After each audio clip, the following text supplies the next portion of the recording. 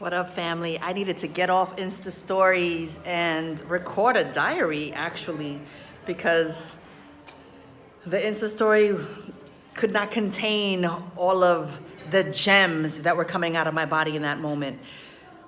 Why I came on today is because it's important for me as a storyteller and as a woman and as a mother to be very mindful about the art that I'm creating. That's important to me. I'm very intentional. Like if you follow me on Instagram or Twitter or Facebook, you will understand very basic things about me. Like there are things that I share that are not on some, this is not who she really is. I am always on a search for understanding, knowledge, sharing, and spreading love. Like for me, I believe that my message is love. And when I came out as a writer,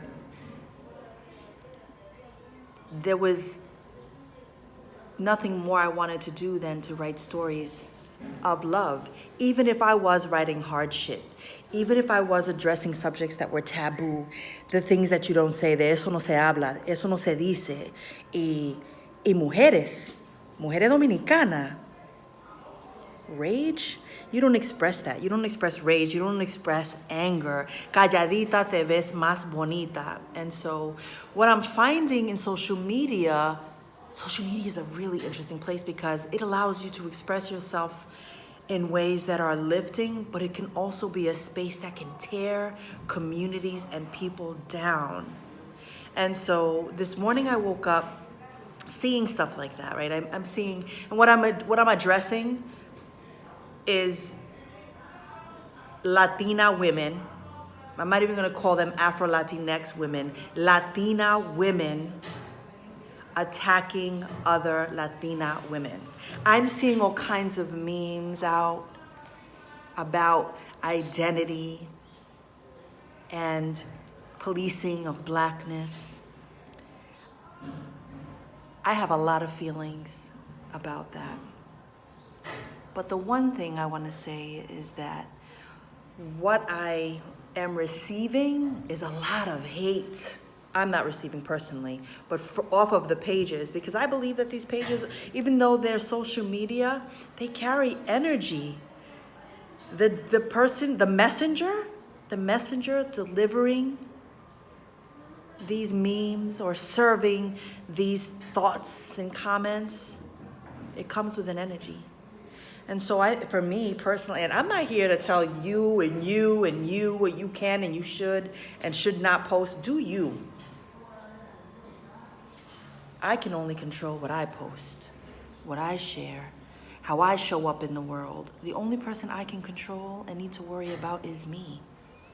And I do not, and I know who I am. I know who I am. I know where I come from. I know my history. And so I came on here to celebrate that history. I came on here to announce that I've changed my Afro-Latina show page to Afro-Latina Movement, because one of the things that's important to me as a woman of color, as a creator of content and storyteller, is that I am always wanting to elevate our people. All of our people. Afro-Latinx people, Latino people, indigenous people, white Latinos. I'm here to lift all of our people. I am not here for fuck y'all. I don't give a fuck what happens to you. I care about humanity. I care about knowledge. I care about history and preserving that history. And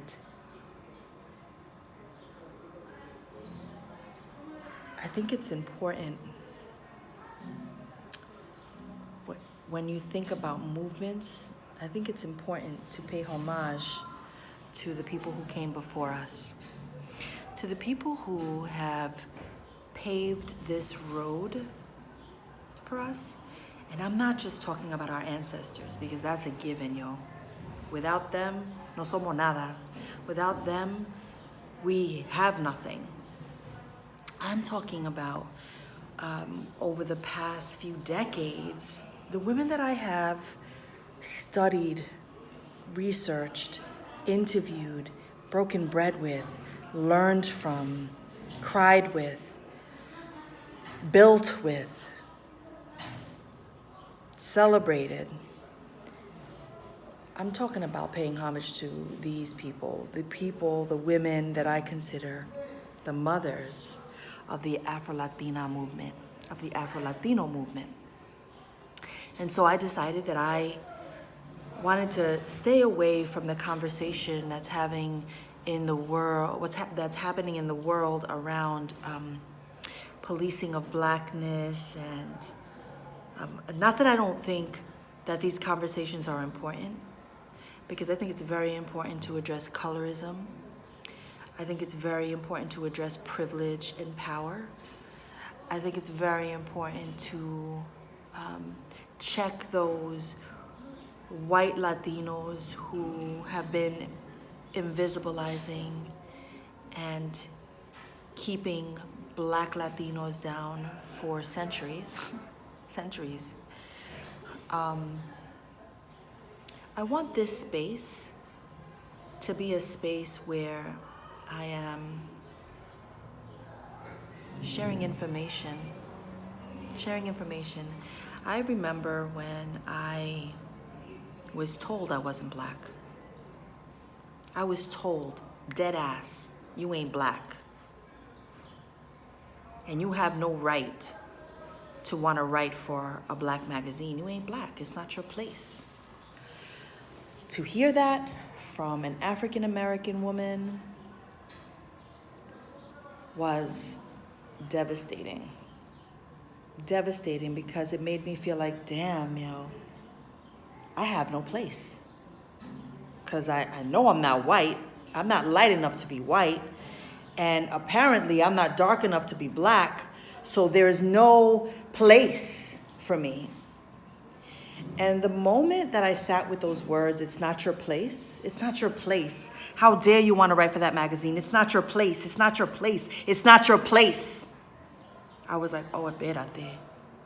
Let's talk about this. Let's talk about this, because I am Black.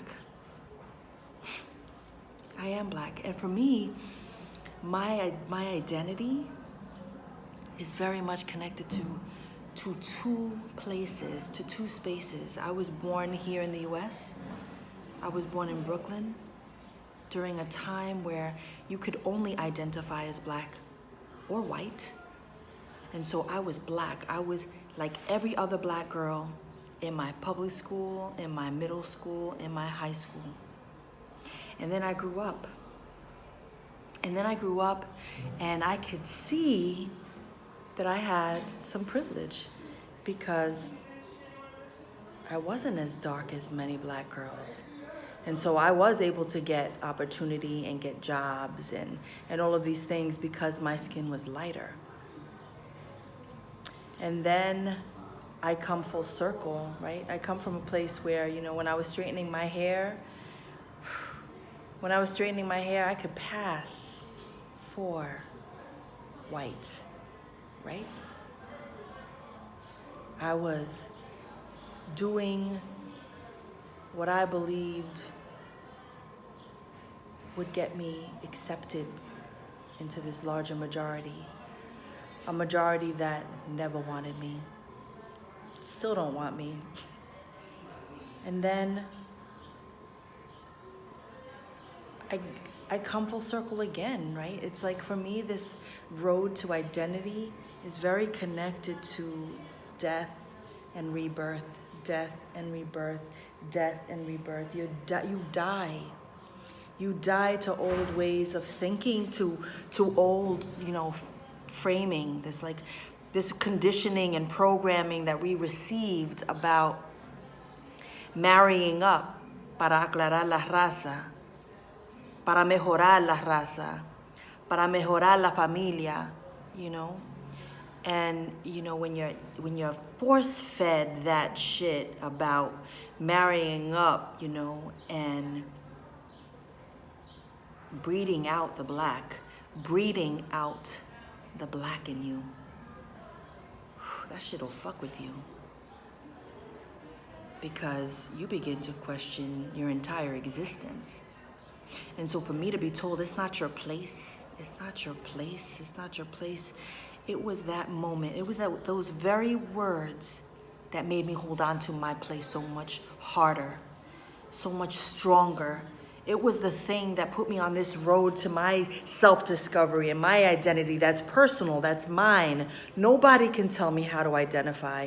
Nobody can tell you how you can identify. Because that's one of the things that I think I'm triggered by as I see the conversations all over social media about this one is saying that they're this, but you know, but they're not. And this one and this, I'm not here for that. I don't believe in that. I believe that coming to your identity and owning your blackness is crazy, empowering, and beautiful, and fucking necessary. Yes, I'm with people who are like, yo, you want to identify as an Afro-Latina, but how are you really about this movement? How are you really about this? How are you really about centering darker-skinned black women in the conversation and not taking up all the space? I'm here for that. I'm in complete agreement. I think it's incredibly important to center darker-skinned black women who have not had opportunities and who have had it so much worse than me. But I am a black woman. I am a black woman. And some might look at me and see a white woman. I was called white by a black woman. A black woman called me white. Yo, I cannot tell you how my blood boiled and how my stomach turned to be called white, because to be called white to me was to be called the oppressor, to be called some real hateful, to me it came from that place too, right? Like, cause I know, there was this white woman once who asked me, you know, why I was so offended to be called white, and I had to break it down for her that it was, to be called white for me is to be called the colonizer, the oppressor. Atrevida. Atrevida. Atrevida. Yo. How dare she assume that my life has been this white experience? Of course I've had my moments of privilege. A lot of us have. A lot of us who are brown skin have. But that's not what this diary is about, yo. And that is not what my work is about. My work has been and will always be about lifting our people. And when I joined my partner Renzo on Afro-Latinos, La Historia que Nunca Nos Contaron, when I wrote my first article, Two Cultures Marching to One Drum, it was all about owning blackness, loving the skin we are born in, and lifting black people in a way that the world hasn't been doing. And so now, you know, I could see that there are a lot of people who feel a type of way that people are reaping benefits. I don't even know what that means. What fucking benefits? What benefits? Like, what is it? What is that about?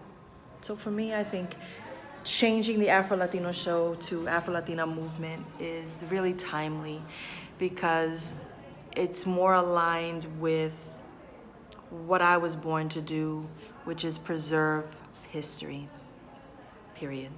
I was born, Alicia, the writer, was born to preserve history, to preserve our stories, to tell our stories. And that's all I'm going to worry about.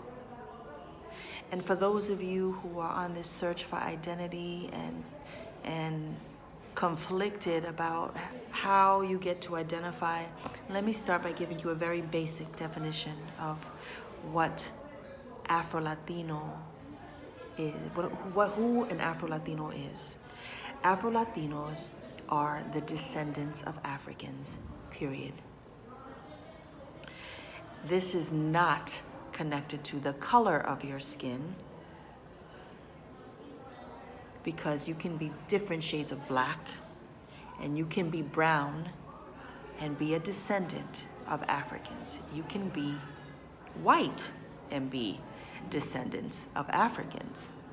And so on a very basic, elementary level, Afro-Latinos are those who are the descendants of Africans, period. So however that looks in your DNA, in your family tree, right? But also, identifying as an Afro-Latino these days is really about owning and standing in your blackness, right? And it is about being a part of a movement who is about visibilizing the most marginalized people, which are darker skinned black folks, right? It's about that. It's about centering people in the conversation who have been invisibilized and marginalized and oppressed for 500 years. So, yeah, welcome to the Afro-Latina movement. I'm very excited to share what I have learned over the years, so that you can begin to do your own searching, right? Do your own work, because I believe in that too. I don't believe anyone gets to tell you who you are and how to identify. Sape pa allá. I'm not here for that. I'm not here to tell you if you're black or not. That's not my job. That is not my job. My job is to spread love and knowledge as it has been passed down to me and through me. And so with that, yo, I'm out. Peace.